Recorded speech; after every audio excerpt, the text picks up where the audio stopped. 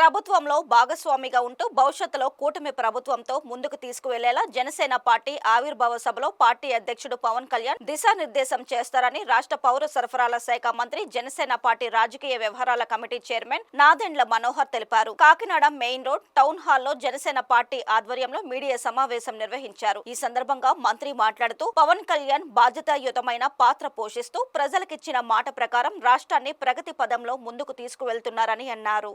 రాష్ట్ర పర్యాటక శాఖ మంత్రి కందుల దుర్గేష్ మాట్లాడుతూ జనసేన నాయకులు, వీర మహిళలు, జన సైనికులు భారీగా తరలివచ్చి జనసేన పార్టీ ఆవిర్భావ దినోత్సవంలో పాల్గొనాలని కోరారు. కాకినాడ రూరల్ ఎమ్మెల్యే పంతం నానాజీ కూడా మాట్లాడారు. ప్రతిరోజు ప్రజలకి నిత్యం చక్కటి కార్యక్రమాలు చేయాలి, సంక్షేమం కానివ్వండి, అభివృద్ధి కానివ్వండి.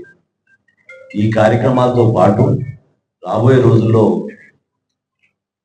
ఒక బాధ్యతతోటి కూటమి ప్రభుత్వాన్ని ఇంకా ముందుకు తీసుకెళ్లే విధంగా మా పార్టీ అధ్యక్షుడు పవన్ కళ్యాణ్ గారు ఒక రోడ్ మ్యాప్ అనేది చాలా స్పష్టంగా మా పార్టీ శ్రేణులందరూ కూడా ఆ రోజున అందిస్తారు.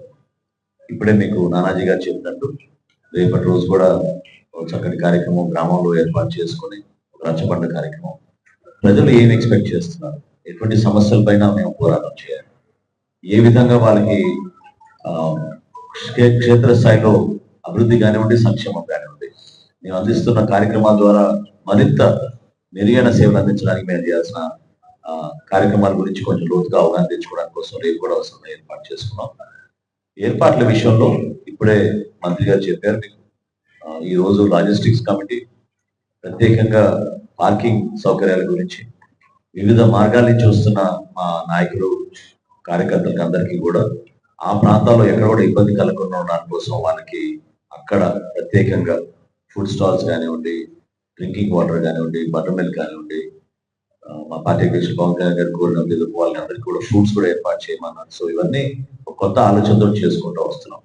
వీటితో పాటు ఈరోజు మా మెడికల్ కమిటీతో కూడా మేము సమావేశం అయ్యాం. సో దాదాపు 14 అంబులెన్స్లు, 7 మెడికల్ క్యాంప్స్ వివిధ ప్రాంతాల్లో ఏర్పాటు చేసుకుని అక్కడ అందరితో కూడా సమావేశమై నర్సింగ్ స్టాఫ్ కానివ్వండి, డాక్టర్స్ కానివ్వండి, అంతా మా పార్టీ వాలంటీర్స్ అంతా ఎప్పటి నుంచో ఈ కార్యక్రమాలు చేస్తూ ఉంటారు. స్థానికంగా ఈ రోజు గౌరవ శాసనసభ్యులు చొరవతోటి అపోలో హాస్పిటల్ యజమాని కూడా వాళ్ళు ముందుకు వచ్చి వాళ్ళు కూడా అంబులెన్స్లు, ఇతర సౌకర్యాలు కల్పిస్తామని వాళ్ళు ముందుకు వచ్చారు.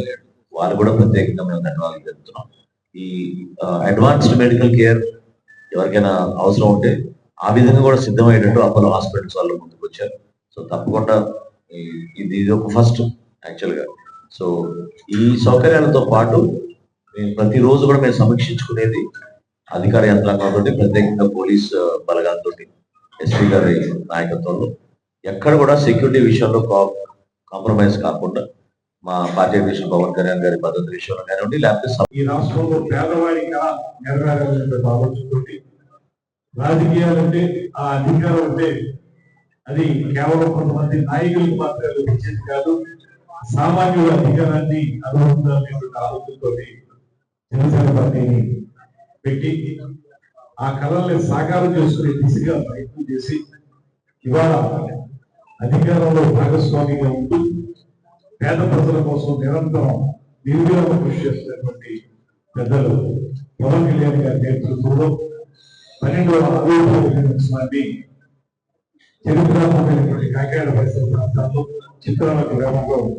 నిర్వహించుకోవడం చాలా ఆనందంగా ఉంది.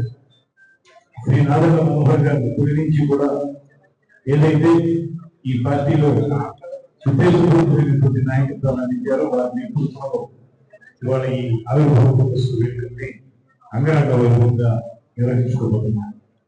ముఖ్యంగా ఈ కార్యక్రమం ద్వారా గడిచిన దశాబ్ద కాలం పాటు మేము అధికారంలోకి రావాలనేటువంటి ఆలోచనతో కాకుండా పేద ప్రజల పక్షాన్ని నిలబడాలనేటువంటి ఆలోచనతో చేసినటువంటి ప్రయత్నాన్ని, ఆ తర్వాత ఇప్పుడు జరిగిన ఎన్నికల్లో కూటమి ఏర్పడడానికి కీలక పాత్ర పోషించినటువంటి పవన్ కళ్యాణ్ గారి నాయకత్వం పెట్టుబడి, దాంతో పాటు అధికారంలోకి వచ్చిన తర్వాత ఇప్పుడు ఎవరైతే నిజమైనటువంటి లబ్ధిదారులు ఉన్నారో వారందరికీ న్యాయం చేసే విధంగా కార్యక్రమాన్ని నిర్వహించుకుంటున్నటువంటి ప్రధానమైనటువంటి మంత్రిత్వ శాఖని ఒక పక్కన పవన్ కళ్యాణ్ గారు కానీ, మరో పక్కన నాదెండ్ల మనోహర్ గారు కానీ చేపట్టడం వాటి ద్వారా పేద ప్రజలకు మరింత చేరువుగా ప్రభుత్వ పథకాల్ని లబ్ధిని అందించే విధంగా కృషి చేయడం, ఇవన్నీ చూసుకుంటే ఇన్నాళ్ళ ఈ ప్రయాణం ఒక అద్భుతమైనటువంటి ప్రయాణంగా, ముఖ్యంగా ఏ లక్ష్యం కోసం అయితే పనిచేస్తామో ఆ లక్ష్య సాధన దిశలో ఇవాళ అధికారంలోకి రావడం, వచ్చిన తర్వాత మనం గతంలో ఏం చెప్పామో వాటిని మర్చిపోకుండా వాటిని పేద ప్రజలకు చేరువుగా తీసుకెళ్ళడానికి చేసే ప్రయత్నం, వీటన్నింటినీ కలుపుకుంటే ఈ ఆవిర్భావ దినోత్సవానికి ఒక ప్రత్యేకత ఉంది. ఈ ఆవిర్భావ దినోత్సవంలో మనం చేసినటువంటి జర్నీ ఎంతగా కొనసాగింది, ఇప్పుడు మనం వే ఫార్వర్డ్ అయింది.